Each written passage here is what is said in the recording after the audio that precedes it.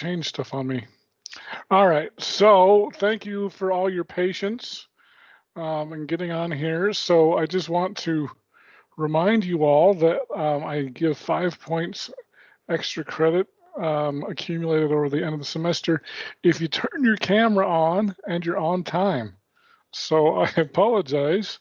I just used this room for my other class and it worked fine. But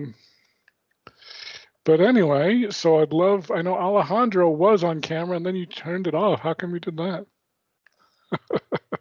Now you're back. I mean, All right. I don't want to see my ugly mug throughout the class, so. Oh, you're beautiful. All right. So thank you for your patience. I don't know. I'll delete that other announcement. I don't know why that didn't work, but it didn't work. So I'm going to delete that really quickly. So thanks everybody for coming. Actually, let me first go over the announcements.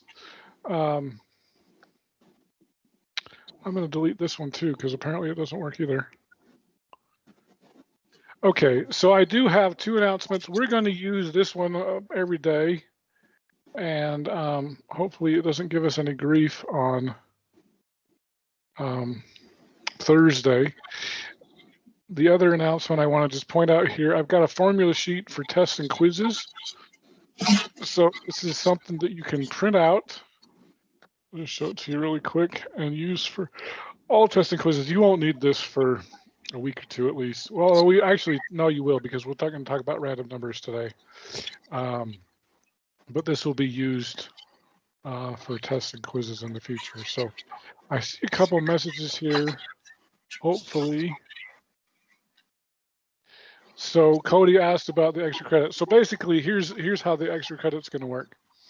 I'm going to basically keep attendance every day, and if you're on time and if you have your camera on and if you stay for the whole meeting, you're going to get 5 points. So for every day, and so then I'm going to average that over the entire semester, and it will show 0 points on Canvas, but I will give you up to 5 points on top of whatever your final score is. I'll just average your attendance for the entire semester, and that can push you up, from a C to a B- or something. So, so anyway, I would love to have you guys on camera. Make sure you're paying attention.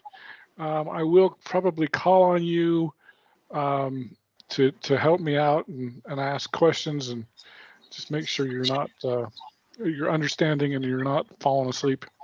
That's the main reason. So how many people do we have here? 1, 2, 3, 4, 5, 6, 7, 8, 9, 10, 11. Okay, so 2 of you are guests. Here, what I will just mention, if you download Microsoft Teams, number 1, when you're a guest, I have to admit you to the room.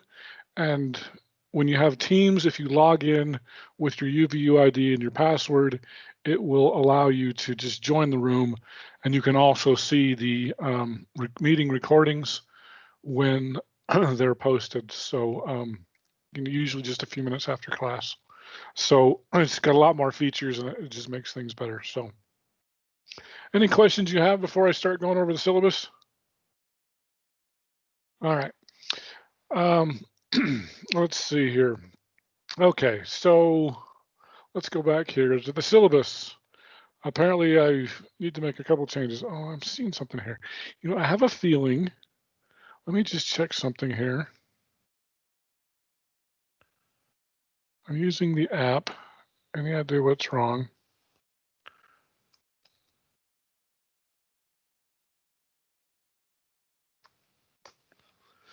I also want to see if there's another.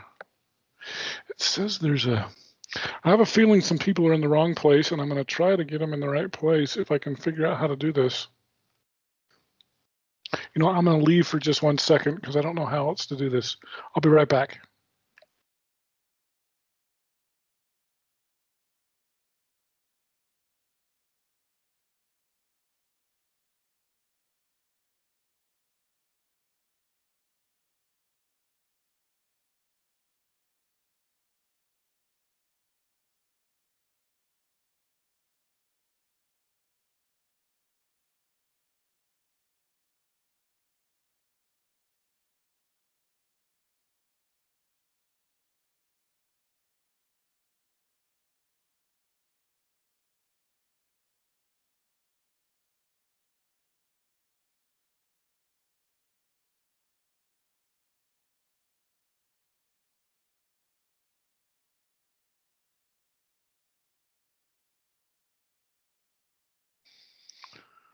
All right, I apologize for that.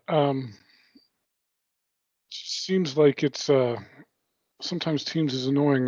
It won't let me see all the chat. Okay, so we're back. All right. By the way, I am recording this, so if some of you are having problems recording, I will post the recording. It'll be in Teams, and I will also post it in on YouTube as well, and I'll post a link to that. All right, so let's go to the syllabus. By the way, am I sharing my screen? I'm not sharing my screen. I thought I was. Let me share my screen here. Okay, so here's the syllabus. I think I need to make a few changes. I'll probably update this today because I just noticed I made a few mistakes, but okay, so my office is going to be on Microsoft Teams. The weird thing is some of my other people showed up in room 110. Hopefully everybody got the message. I tried to send it on email and in announcements and everything, but I would prefer that you use the Canvas email first because I check that much more often, at least once a day. My backup email, I don't check as often, uvu.edu there. So this is my cell phone. Just so you know, I'm teaching 3 statistics classes. And so don't tell me you're in my stats class. That doesn't tell me anything. Tell me what time your class is, and that will help. So the text, so here's a beautiful thing. It's an online text. And so in fact, maybe I should show you how to access that. I'll show you that. Well, I'm going to go through the syllabus first, then I'll show you how to access the text. But you all have access to the text on day 1, which is awesome. Prerequisite is Math 1010. The math department will kick you out if you haven't taken the prerequisites. That will not be me doing that. That will be the math department. And so if you haven't taken the prerequisites, talk to Selena Patton, and she can help you. You can probably take a placement test and get in. So that needs to be done this week, or they'll probably kick you out next week if you don't have them. So exams. So this is what I need to change. We will not have a paper and computer exam. They will all be online. They will all be on Canvas. I'm going to give you a 1-question proctorial quiz. Basically, you need to download a plugin for Google Chrome that says, and that will allow you to take exams. So I'm going to have a quiz tomorrow, or it will be due Thursday, that will say, can you see this question? And you'll say true or false. And so, of course, if you can't see the question, you won't be able to answer false. But yeah, that's just a one question quiz that will make sure that you can take the exam. So probably in about 3 or 4 weeks, we'll take our exam. So I will announce those in class. If you're going to miss class, please contact me at least weekly, if not twice a week, and let me know, or so I can let you know what we covered. You can also watch it on YouTube later. Full credit's only going to be awarded. So basically, let me show you this. I don't know who's calling me. It might be a student, but I'm teaching. So for example, let's pretend, oops, that's got water. So you'll have some blank pieces of paper like this, and then you'll show those to the class, and then you'll work out your homework, and let's pretend this is your work that you've done. So you'll take a picture of these. Now, some of you have really bad cameras that are really out of focus. So please make sure that your stuff is in focus. I'd prefer that you put it in a Word document and, you know, each page on a different page. And then you will upload that within 30 minutes after the test ends. And so that's how I will grade you. So the test will be a mix of multiple choice and show your work. And so obviously on the show your work, I will need to see your work on a paper. And so anyway, that's pretty easy. So any questions about the test right now? Okay. All right. Is there a Text message here. Okay, is Cody here? Cody, are you here? Feel free to turn on your microphones. You are here. Good. Interrupt me because I can't monitor the chat very well, and so if you have a question, just interrupt me, and I'll be happy to answer your question. Let's see here. So as far as homework, regular practice is essential. Homework problems are similar to the problems you'll be doing on those. Your homework will be completed online. I'll show you how to do that in just a minute with Sapling. Daily quizzes will come from the homework. If you don't do the homework, you will struggle in this course, period. Calculators, scientific calculators are acceptable. Generally, you're going to want to get a statistics calculator. I wouldn't worry about getting a graphic calculator. Those are overpriced and too expensive.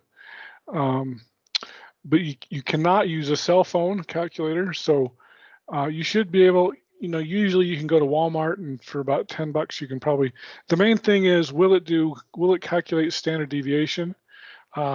That's the main thing. If it will, it should do everything you need. And so anyway, exams are going to be 60% of your grade. Your final exam is going to be 30%. Homework is 5%. Quizzes are 5% for a total of 10. Attendance, you can get up to 5% extra credit, and that's if you show up on time every day and on camera. So I will take attendance every day. Because I'm recording these, I can see who's here and who's not here and who's on camera and who's not on camera. Grading scales right there, we just follow the standard grading scale. So we're going to follow the fall 2020 class schedule. Our exam is scheduled at 11, so it's a half hour earlier than normal.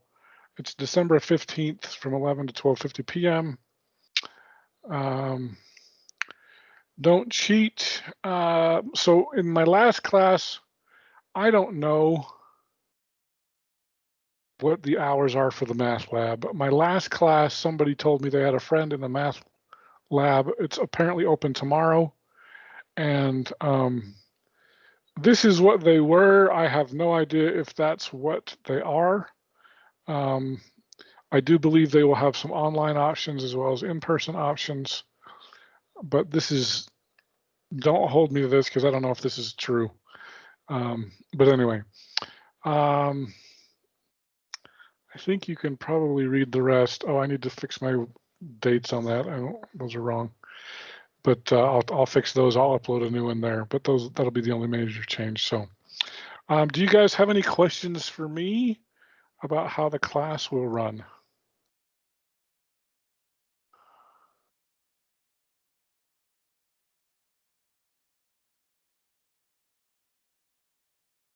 It looked like Alejandro was raising his hand, but I guess he was just scratching. Okay. All right. Okay. Well, I would like you guys to participate in here. I know that this first week of class, especially, I'm going to be doing a lot of talking because I'm going to introduce you to a lot of vocabulary, and but I will try to add. We'll probably have a poll question today, and see how you guys do. I am just curious again. 1, 2, 3, 4, 5, 6, 7, 8, 9, 10, 11. We've only got 11 people here. Okay. Well, that's better than none. I think we have about 17 in class. Quick question. As far as assignments go, are they going to be given on the live streams every day or on like announcements? As far as what again? Assignments, like the math, the homework we're doing. Oh, great question. I meant to, you know what? I'm glad you asked that because I meant to show you how to access the online book. We'll do that right now. So, okay, so to access the online book and the homework. So the homework's actually pretty easy. It's under assignments. You can see if this will hurry up. Boy, that was slow. Okay, so we've got chapter 8 homework. You can just click on here. It will take you right to Sapling. And there it is. So you've got your chapter 8 homework. So you can click on this, and it will. These are your homework questions. So actually, let me do the student preview, and this is what it will actually look like. Okay, so question 1, select the best definition of population sample, and you can pick those. So basically, if you get it right on the first time, you get full credit, and then you get partial credit for however many times. Hopefully, it doesn't take you more than 5 tries to get this right, though. So anyway, so that's your homework. I think if you go back, if you click on activities and due dates here, or actually, let me show you a better way. To access the book, you can click on Macmillan Learning, and then if you click on Sapling, it takes you right here back to the same page. Over here on the right side, you've got this, it looks kind of like a thumbprint here. That's the actual cover of the book. If you click on the book, it will open up the book for you. And it loads a little slow. And so you've got your table of contents here. We're going to start today on chapter 8, which is in part 2. I will just tell you that normally when I'm teaching this class, I don't know why they put chapters 8, 9, and 10 at the middle of the book. In the old book, this used to be chapter 1. And plus, the new chapter 1, a lot of times, when I teach this in a live class, I would use computers, and they never put me in a computer lab, and it takes me a little bit of time. But anyway, so you can go to the home page, and anyway, that's what the book looks like. If you really want to buy a book, that's what it looks like. But that's how you access the book. And so you can just read along here. It's nice because I think this is the only class that everybody has the book on the first day, so that's kind of fantastic. So anyway, you can kind of read along there, and it actually has some questions that you can answer along the way. So all right, so thank you, Ethan, for asking that question. I meant to show that and then I forgot. So any other questions you guys have? Okay. All right, so let's talk about chapter 8, which is basic sampling techniques. So the field of statistics has its own vocabulary. I think you're probably going to think you're in an English class today because we're going to talk about a lot of vocabulary over the next week, and then we'll get into the math. So be sure you know how the following terms and how to apply them. So statistics is the science of data. It's often more art than data. So how we define things affects our conclusions. Now, I'll tell you an interesting thing. In fact, this is going to be our first poll question. If you're logged into Teams, you can give me a thumbs up. So I'm going to pull a question here, and it's going to put car wreck or fall, okay? And if you're a guest, you might have to type in fall, but theoretically you should be able to hover over this and put a thumbs up on either one of these answers. So I'd just like you to tell me which one you think. So this is so I used to work at a medical research company in Salt Lake City, and we were in charge of researching brain injuries. We wanted to know the best treatments for brain injuries, and we also wanted to know how the person got their brain injury. Was it a car wreck? Was it a football injury? Was it a fall? Was it a boating accident? We had a lot of different little categories on how to do this. And so the question was, how did they get their injury? So you'd think that was a pretty simple and straightforward question, but sometimes things aren't so simple and straightforward as you think. So I got a call from an Atlanta hospital from one of our research associates there, and she said to me, okay, so let me tell you what happened. I'm not sure how to categorize this. Can you help me? So I want you all to answer this as if you were me, what you think the correct answer is. So she said, so here's what happened. There was a person standing in the back of a pickup truck holding a mattress. So you already know this is not going to end well, right? So what happened was the pickup truck was driving and crashed, and the person fell out of the pickup truck and hit their head on a rock. So the question is, should I categorize that as a car wreck because it involved a vehicle, or should it be a fall because the person fell out of the truck and hit their head on a rock? So give me a thumbs up as to whether you think that's a car wreck or a fall. And I'll leave. Okay, we got some thumbs up here. That really helps. So the guests, I guess, can't do the thumbs up.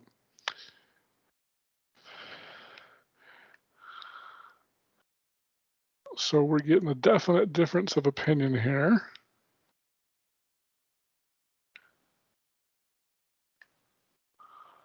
Okay, so we've got 6, 7, 8 falls, 9 falls, and looks like 3 car wrecks. Okay. Can I ask a question? Go ahead and ask. How fast was the vehicle going? Oh, they never told me, so I don't know. Okay.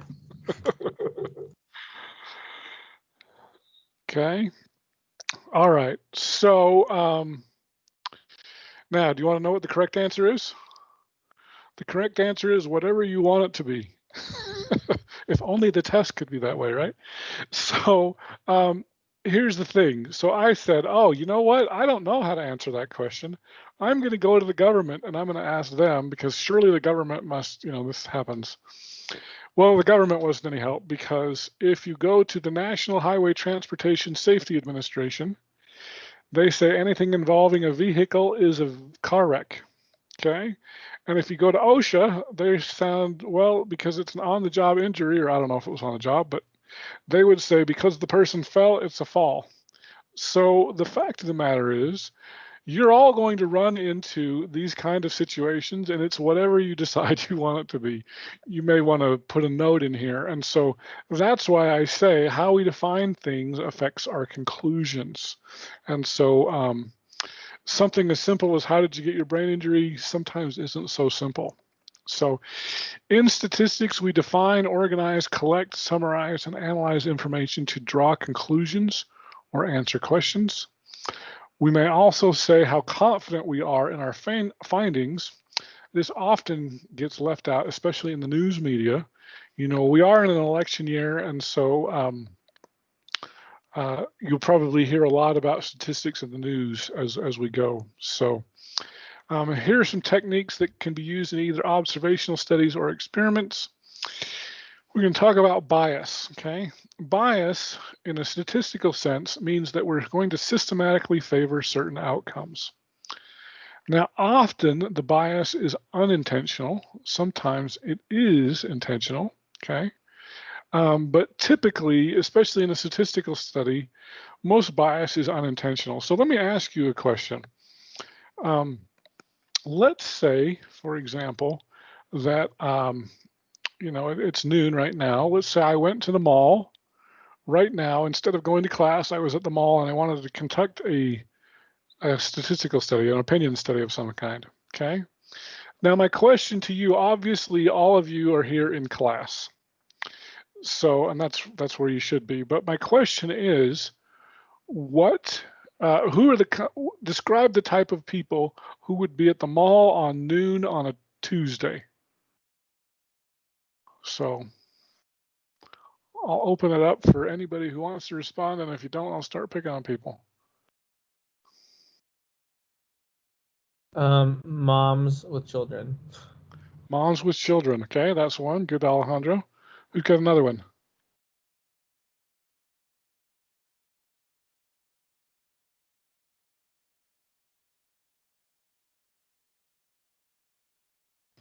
People looking to buy, people who need or want something. Okay, but like, can you describe their characteristics, like age or gender, or because Alejandro said moms, so that would be females, right? You're on mute again, I think. Typically younger people, I would guess, probably not. Between 20 and 30 is what I would guess. 20 and 30, okay. Anybody else? That was Jerica. It's nice when you volunteer because then I pick on you for the hard questions.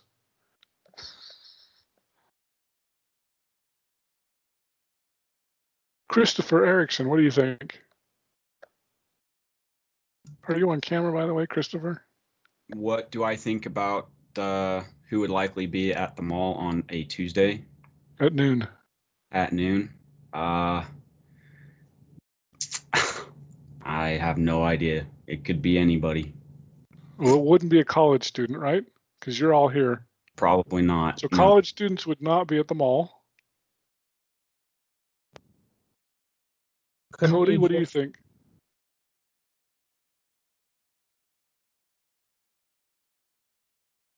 Are you there, Cody? Is your microphone on?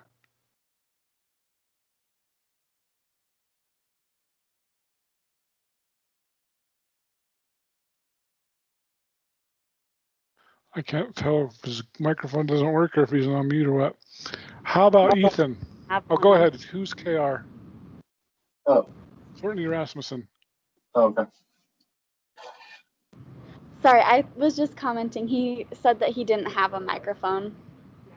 Oh, Cody doesn't have a microphone. Yeah. Oh, that's a bummer. Okay, thanks, Cody. What about you, Courtney? What do you think? About who would be found at the mall at noon Right. on a Tuesday. They already threw age in there. Maybe like money might have something to do with it.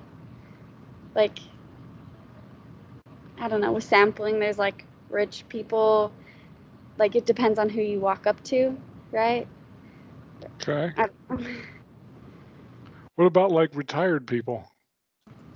Yeah, like, Retired people probably have money and they would be shopping, right? They don't have to be to work. Or Okay. gender. What'd you say, Ethan? Or gender. Or gender, yeah. Okay. So what if I showed up at the mall at like 4 o'clock? So we're not at noon anymore. So 4 o'clock, who's going to be there, Jada?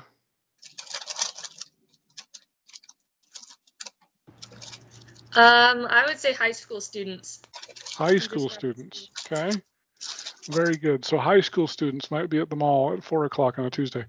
So the idea here that I'm trying to bring in here is if you go to the mall, you're going to probably systematically favor certain outcomes. You're going to systematically favor mothers who are at the mall, or you're going to favor old people who are at the mall, or, you know, afternoon, you might favor high school students. And so the idea here is you're going to favor the opinions of those people, and that's probably not intentional. Probably most of you haven't given much thought to who's at the mall at noon on a Tuesday or whatever. And so the idea here is old people and young people might have different opinions. And if you're only talking to old people or only talking to young people, you're going to have bias that's probably unintentional, unless maybe you knew that. Maybe you wanted to talk to the mall walkers and say, oh, what do you think? So anyway, so when we talk about bias, that's what we're talking about in statistics, is to favor certain outcomes. Okay, so let's talk about another term that we need to know, which is population. So population is the entire group of individuals we want information on, okay? It would be nice to talk to everybody in our population, but a lot of times it's just too hard to do. So usually we rely on samples, which is a subset of the population. And the idea with a sample is you hopefully draw conclusions about the whole, but the idea is hopefully you don't have a lot of bias in your sample. So an example is Gallup opinion surveys. The variables are the responses. So generally the population for most Gallup polls, they may survey US residents 18 and over, or maybe they'll survey registered voters, or maybe they'll survey likely voters. And the idea here is they'll usually ask, 1,000 to 1,500 people. Usually they'll talk by telephone. We're starting to get into internet surveys more. And but hopefully your sample of these 1,000 people will represent the population quite well if you do it well. So another example is the current population survey. They sample 60,000 households every month, and they estimate buying habits of 111 million households. Okay. So you will have a lot of questions that will say identify the sample and the population. Usually the sample is stated in the population. A lot of times the sample is stated in the problem. The population a lot of times is not explicitly stated and it's just implied, like all adults or women or something like that. So in fact, let me give you a quick example here. Let's say that October 2016 poll found, oh, actually, I'm going to do this later. We're going to do these other two terms first, and then I will do it. Parameter. Parameter is the true value of a population, okay? It always applies to a population. So P goes with P. It's usually unknown. That's why you're doing a survey. And as it says here, it applies to population. Statistic is a numerical summary of data. It applies to samples. And so the S goes with the S, statistic and sample. Those two go together. A census is where we attempt to include the entire population in the sample. This is often the best, but it's not always practical. And sometimes it's not even desired. So let me ask you a question. If I wanted to test how long a light bulb lasted, would it be a good or a bad idea to test every single light bulb before I sell it? So what do you think, John? Where's John? Hello. Do you have a camera? Yeah. Oh, you do, yeah, it's working. So what do you think? Is it a good idea to test every light bulb before you sell it? See how long it lasts? I'm gonna go with yes. Yes? Why do you think that's a good idea, to see how long it lasts? Oh wait, no. I'm so sorry, I don't understand the question exactly. Okay, so you want to see how long a light bulb lasts until it burns out. Okay. So would it be a good idea to test every single light bulb before you sell it?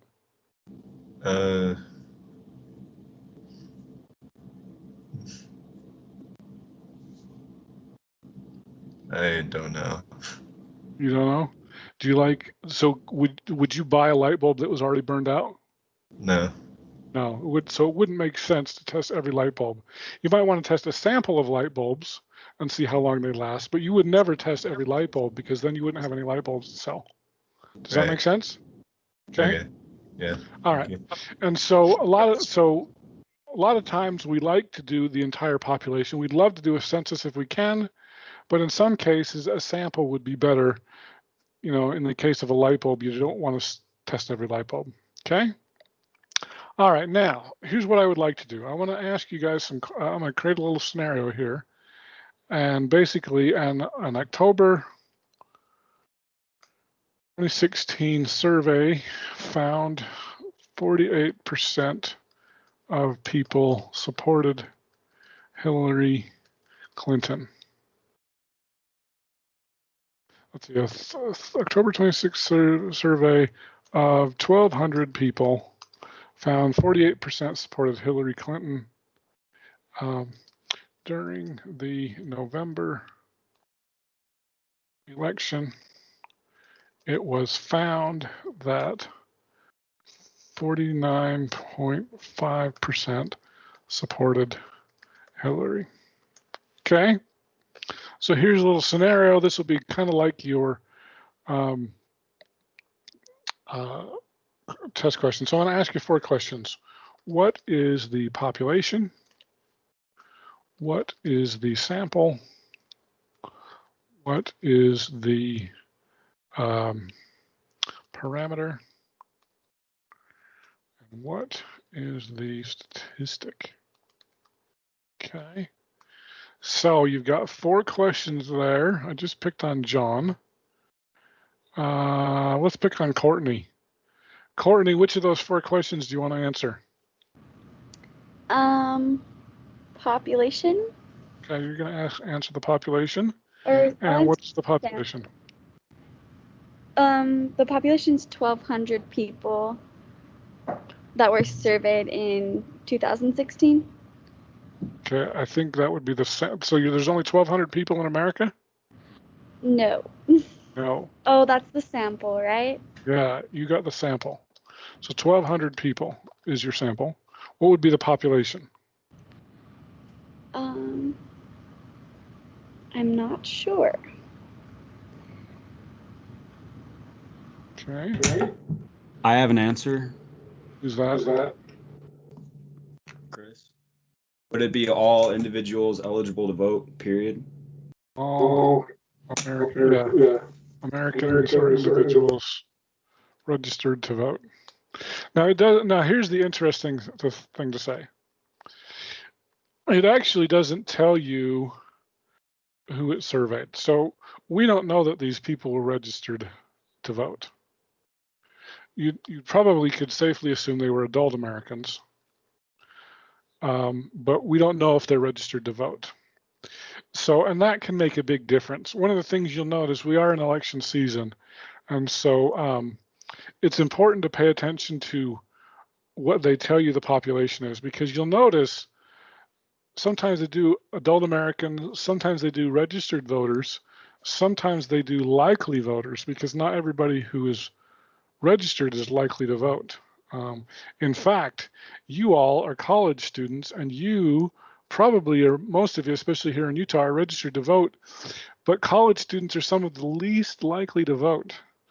So, so that's interesting that we'll do a little civics lesson here. I think you should all vote, but when you look at the population, it's interesting to compare. When you see different opinion polls, find out what the population is. If it's Americans versus registered voters versus likely voters, sometimes they can make big differences. Okay. All right. Now let's talk about the parameter. What is the parameter? We just picked on Courtney. It must be Morgan's turn. Morgan, what do you think is the parameter?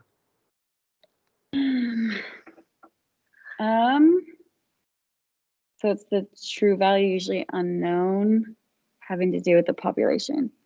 It has to do with the population. What is the what happens during the election?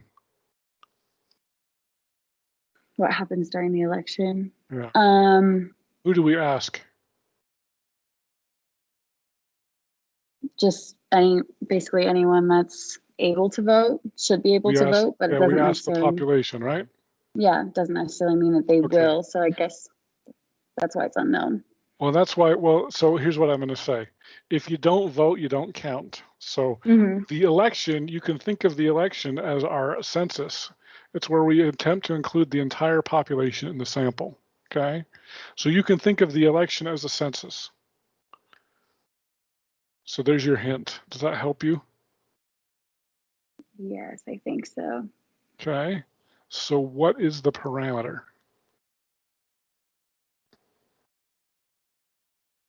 The entire population. I don't know. I would say, so the census is the election. The parameter would be, I don't know. The only thing that's coming to mind is like sending people like ballots, because then it's like they could vote, but they might not. Okay, So so it's like we're the number asking of for ballots what's that the are true sent. value. You said it was often unknown, but in this case, it's known. What is the true value of people who supported Hillary Clinton according to this problem? Oh, the 49.5%. 49.5%. Okay, very good. Okay, so this is cool. This is where the teaching comes in. Okay, now statistic. Let's pick on Sarah. Sarah, can you tell me what is the statistic in this? Would it be the 48% of people 48%. in the survey? Okay, so I love it because you're supposed to give me the answer, and that sounded like a Jeopardy question. So instead of would it be, you say it would be the 48%, right? Okay. I always like to give students a hard time. All right, so yes, that is correct. 48% is the statistic. Why is it the 48%? Because that was the estimated, like before the actual election, and then the Yeah. 49.5 It was like applies to the sample, right? The 48 applies Yeah. to the sample. The 49.5 applies to the population. Does that make sense? Mhm. Okay. So you're going to have a bunch of questions that are going to be like this, okay, on your homework and on the quiz. Okay. And on the test. All right. Let's talk about a simple random sample.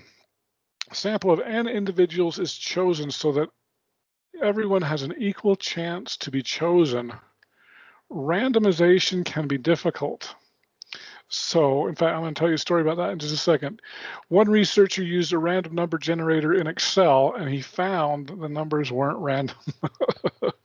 So the funny thing is they've since changed their randomization routine, and it's now random. But the original version of Excel didn't.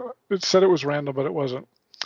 So it would be nice to do a census, but it's often costly, and so a lot of times we're going to rely on a simple random sample. So I'm going to show you guys how to do that in just a minute. So let me just tell you, so when I was going to graduate school at University of Utah, we had a professor, and he was from Washington, and he talked about how to randomly pick things. And so he gave an example. He was doing research, and he wanted to take a can of tuna fish, and he wanted to find out how much lead was in it, because, you know, lead gets in the water, the tuna fish eats something with lead in it, and then we eat the tuna fish, and then we're exposed to lead. And so basically, so he told us how to pick a random can. So now he was from Washington. I'm going to pick Utah because I'm more familiar with Utah. But one of the things that he said that they did was, first of all, they would randomly pick cities. So if we were to, so actually, you know what? I need to, sampling frame. Let's talk about a sampling frame. Sampling frame is a list of the entire population. So one of the things that he would do is he would get a list of every city in, let's say, Utah. He was doing it in Washington, but let's say Utah. So Ogden, Salt Lake, Provo, Sandy, Draper, Laverkin, St. George, Orem, you know, Hilldale, whatever, Levan, whatever. So we get a list of all our cities, and then we say, okay, I'm going to randomly pick a city. So let's say we randomly pick Kaysville. Okay. Now, where can you buy tuna fish? You can buy at Smith's, Albertsons, Fresh Market, Target, Walmart,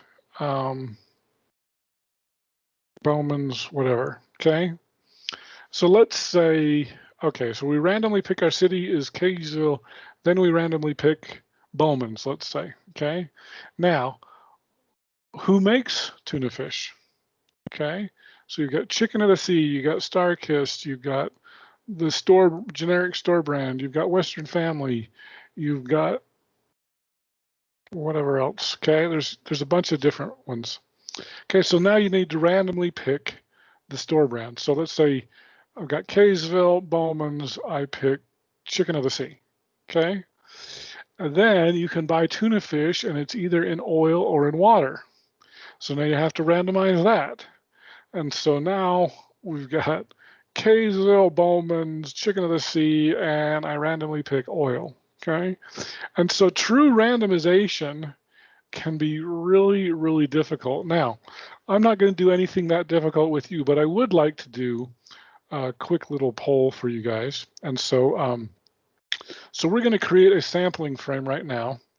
Now, we've got, I think, 17 people in our class, but we're going to pretend that everybody is here today. And so here's what I'm going to do. I'm going to assign you all a number, and I want you to remember your number. So I'm just going to go according to my list here. So Alejandro, you're number 1. Christopher is number 2. Cody is number 3. Ethan is number 4. Jada is number 5. Jerica is number 6. John is number 7. Courtney is number 8. Morgan is number 9. Sarah is number 10. Shannon is number 11, and Cheyenne is number 12. Okay, so remember your number. We're going to do a quick survey here. We're going to do a sample of, say, 3 or 4 people here. And so let me go to So the announcements, remember the announcements, we have, okay, so here we've got this formula sheet. Click on that, click on the title, and then we're going to download the formula sheet here. Okay, so like I said, go ahead and print this out. You can use this on tests and quizzes. These are the formula sheets we'll use this semester. Now I've got this formula sheet here, okay, and I'm just going to pick line, line 13. Let's pick line 13 here, okay, so I'm going to pick this line. Now, we've got 12 people, I think. Didn't I count to 12? I think we've got 12 people. So pretend you 12 are my population, and I'm trying to pick a random sample of you guys, okay? So 12 is a 2-digit number, so I'm going to go every 2 digits, okay? So 03, okay? So shout out your name. Who's number 3?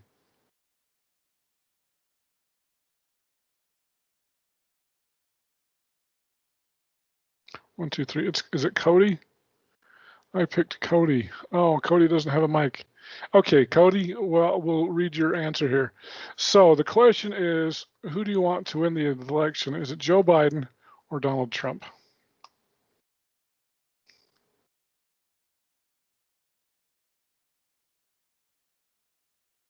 So I guess you can type your response. Who do you want to win? You wouldn't count because you don't care, but you have to care. We're doing an experiment here, or we're doing an observational study, and you have to care. Pick one, even if you want to flip a coin. Just goes to show you that I'll say Biden in the name of science then. Thank you. Biden in the name of science. Okay. All right. So now, okay, so we've got our first question there. Now 28, that doesn't exist in our data set, so we're going to skip it. So does 18 skip. 71, we're going to skip. 48, we're going to skip. 96, we're going to skip. 77, oh, we're skipping a lot of things. 57, 16, that was close. 48, 11, we do have an 11. Who's number 11?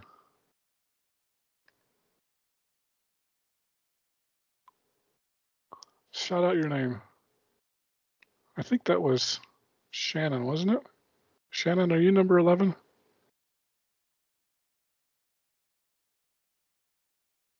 So Shannon, who do you want to win the election?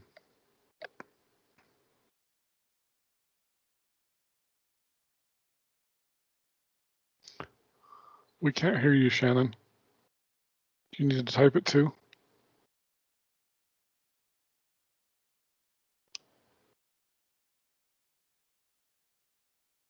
Oh, did Shannon type?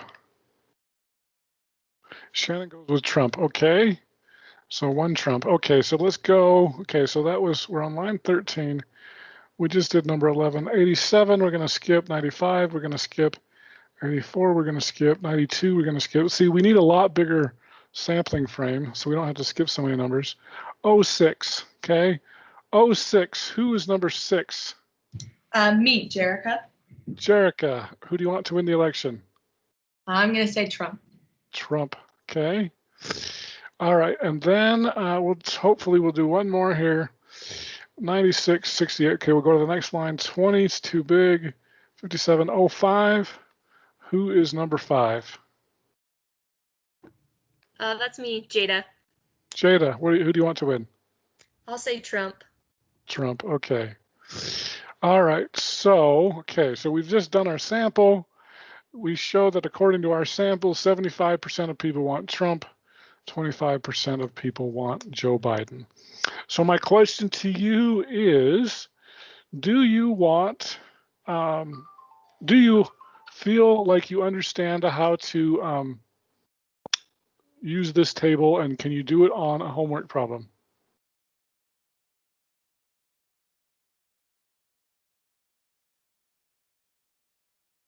Okay, I saw some thumbs up, that's good. We've got a talkative class I can see. I'm gonna have to draw you guys out, okay? All right, so, okay, so that's gonna be a good homework question. Simple random sample. Sampling frame, we've talked about that. Convenience sample, okay? Convenience sample are easy to reach individuals, okay? Some of you guys, because you don't have microphones, aren't easy to reach. So anyway, so an example would be to go to the mall and ask people who will win the election. Now the question is, would that be representative of Utah voters? What do you guys think? No. No. Probably not, right? Probably not, because we're oversampling mothers and we're probably oversampling old people. And if we go in the afternoon, we're oversampling high school kids who probably can't even vote anyway, right? Okay. All right. So, all right. So convenient samples, the nice thing about them, they are convenient. The problem is they probably suffer from bias because they're convenient. And we're going to systematically favor certain outcomes. Okay, we're going to also talk about a voluntary response sample. These are often done on websites and news shows or call-in shows. So the problem with voluntary response sample, or people with strong feelings participate, but others don't. Now, y'all are too young, I think, unless you're not on camera and you're an old person like me, that you probably don't remember who Ann Landers or Dear Abby was, right? Anybody remember who they were? Okay, back when people used to read newspapers like the printed paper, Ann Landers and Dear Abby were actually sisters, and they were advice columnists. And you would say, Dear Abby, I have this problem with my neighbor. How should I handle it? And Dear Abby would tell you how to handle it. So anyway, Ann Landers, her sister, asked, if you had to do it over again, would you have children? She got 10,000 responses. 70% said no. So my question to you is, do you believe those 70% are representative of all Americans?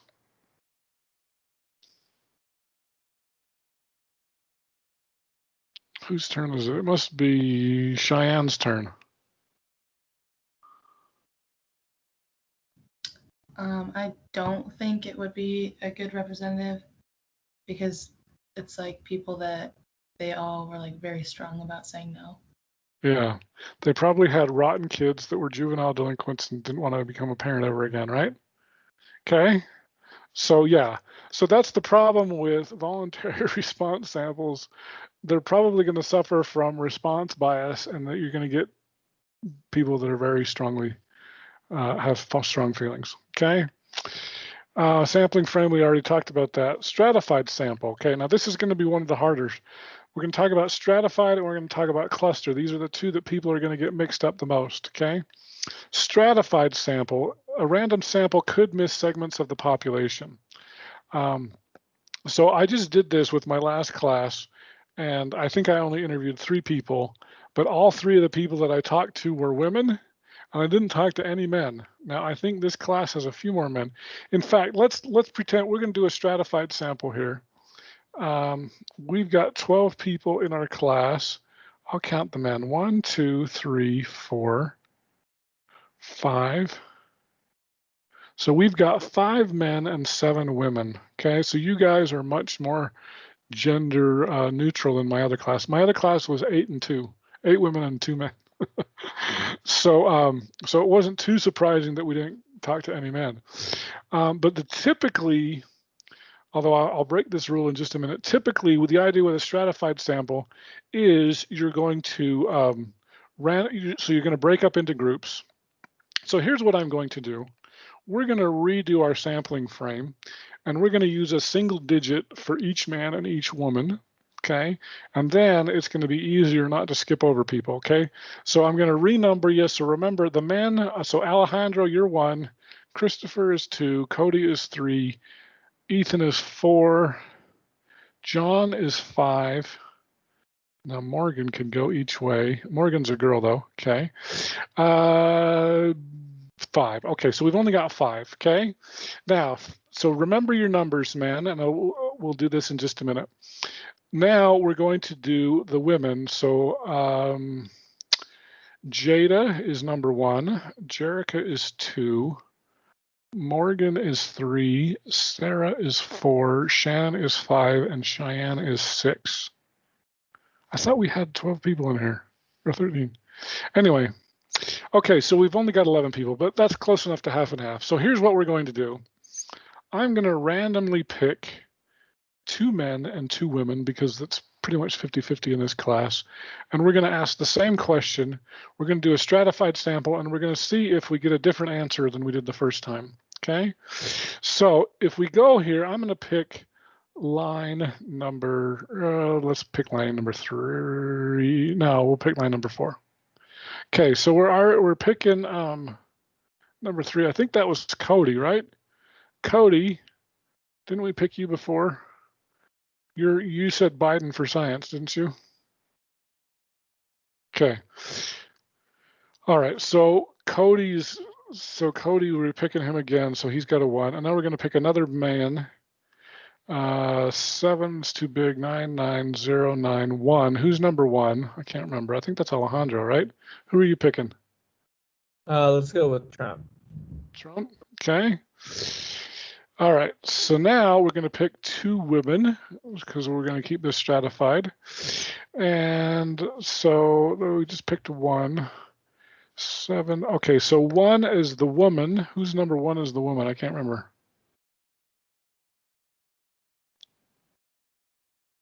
Was that Jada? Yeah, so that's who are me. you picking? Trump. Trump. Okay. And let's see here. 03. Who was number 3 for the women? That was me. I'm gonna say Biden. Is that Morgan? Yeah, that's me. Okay. Okay. So this is nice because our sample size is the same. We got 50% and we got 50%. So you can see, of course, nobody's ever going to do a sample size of 4 except in a statistics class. But you can see wildly different results because we did a stratified sample rather than a simple random sample, okay? So typically, a lot of times we will do stratified samples, and that's usually what a lot of pollsters do because typically we like our sample to look like our population. So we divided our sampling frame into distinct groups called strata, in this case men and women, and then we took a simple random sample from each strata, okay? So this ensures that all groups are represented. And all right, so generally, as I said before, we try to make our samples look like the population, but there can be reasons not to look like a population. So here's an example of a stratified sample where we purposely do not want it to look like the population. So let's say there's a large university that has 3,000 students, 30,000 students. 3,000 are graduate students, so about 10%.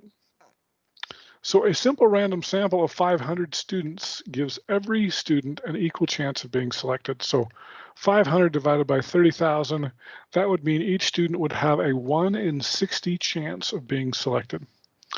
So in a simple random sample of 500, you'd expect that 10% of them or 50 of them would be graduate students, okay? Now, a sample size of 50 is generally too small to estimate graduate student opinions, okay? So you would have 50 graduate students, but you would have 450 undergraduate students. And 450, that's a pretty good size. That's normal size thing. So one of the things that you might want to do is maybe instead of making it look like the population is maybe you want to oversample your graduate students so you'd get 200, and then you'd still have 300 undergraduates. So you'd have more undergraduates than graduates. But the nice thing is, so if you're a graduate student, you'd have a 1 in 15 chance of being selected. If you're an undergraduate student, you would only have a 1 in 90 chance of being selected. So one easy and simple calculation for the margin of error is 1 divided by the square root of n. So if I did 1 divided by the square root of 200, that's going to give me about a 7% margin of error. And if I do 1 divided by the square root of 300, that's going to give me a 5.8% margin of error. So now these errors are closer. Obviously, we've got a little bit more error because of the graduate sample is smaller, but these are pretty close. If I had done this based on 1 divided by the square root of 50, If I had just done 50 graduate students, I would have a margin of error of 14%. So that's a pretty big margin of error. And so there are reasons why sometimes if you have a small population, you might want to, they call this oversample that, so that you can better compare the graduate students versus the undergraduate. So that's another example of a stratified sample, okay? So any questions on stratified samples? Okay. All right, let's move on to a couple of other sampling types. A systematic sample. This is where you select every kth individual. It's useful because it doesn't require a list of each individual. So you can think of this as kind of a simple pseudo-random sample, especially if you don't have a list. Maybe if you're at the mall, you want to pretend that you're getting a kind of random opinions. You don't just pick the first 5 people you talk to. Maybe you'll pick every 4th person or every 3rd person or every 7th person or whatever, and you'll talk to them. And so this can, you can think of it as a pseudo-random sample. It tries to eliminate bias, but you're never going to eliminate bias completely, but you're going to select every 3rd individual or whatever number you choose. Okay. Another type is what we call a cluster sample. Now, a cluster sample, so unlike a stratified sample, in stratified, you break into groups first and then you randomize. With this one, you do it just the opposite. You're going to randomize your groups and then you're going to take every individual within that group. So an example would be a school administrator wants to learn the characteristics of students in an online class. Rather than obtaining a simple random sample, he could treat each class as a cluster and then obtain a simple random sample of the clusters. And then the administrator is going to survey all the students in the cluster. So an example of that would be, let's say that there were 40 English classes at Utah Valley University. Okay, so maybe I would randomly pick 3 of those sections. And so of those 3 sections, I would talk to every single student in those 3 sections. So it's kind of nice in the fact that you're going to get a larger sample. Typically, I think English classes are about 30 people.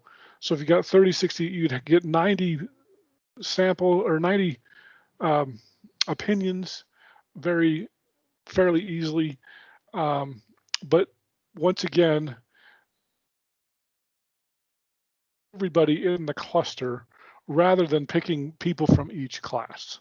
So a stratified sample would pick say 1 or 2 people from every class, whereas a clustered sample picks the entire class and then talks to everybody in the class.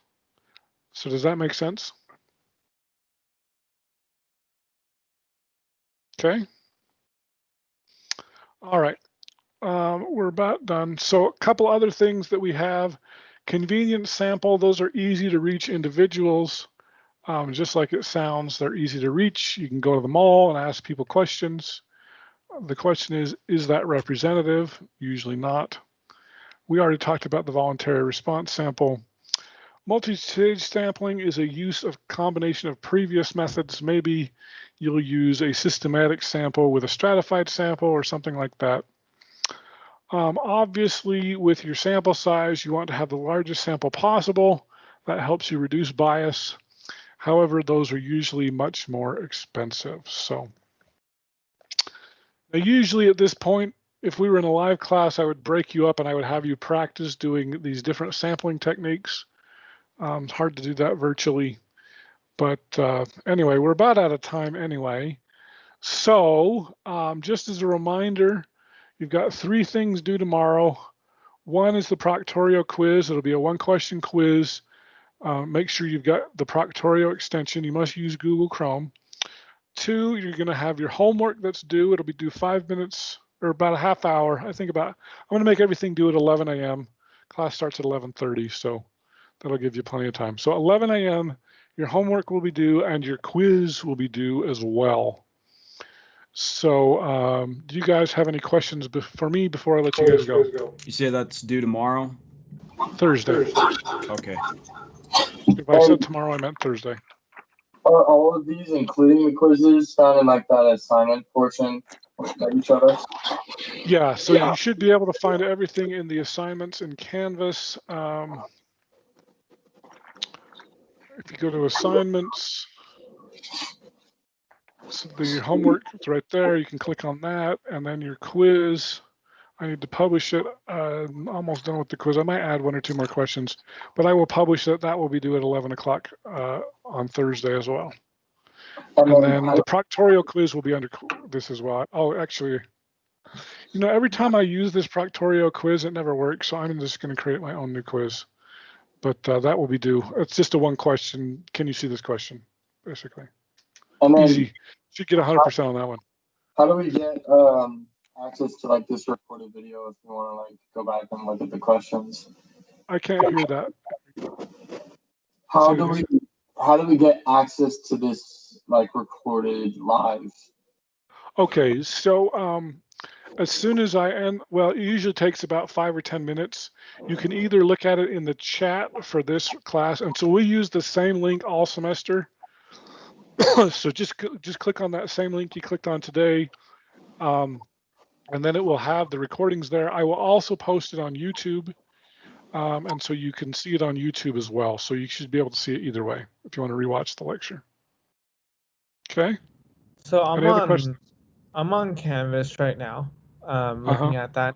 I don't see the quizzes. Are they not up yet? Or are you going to up?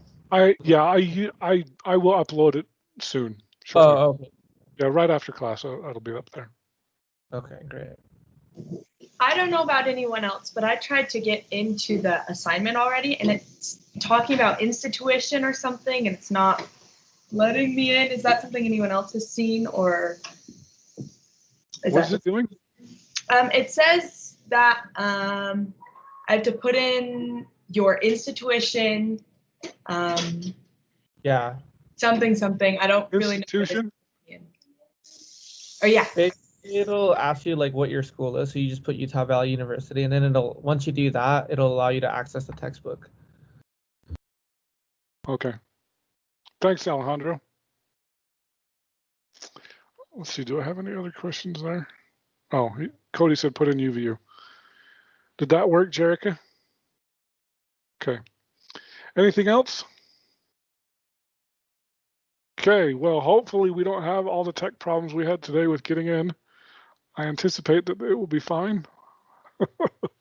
But stick around and we'll figure it out if we don't. So, all right. Well, thanks everybody for coming.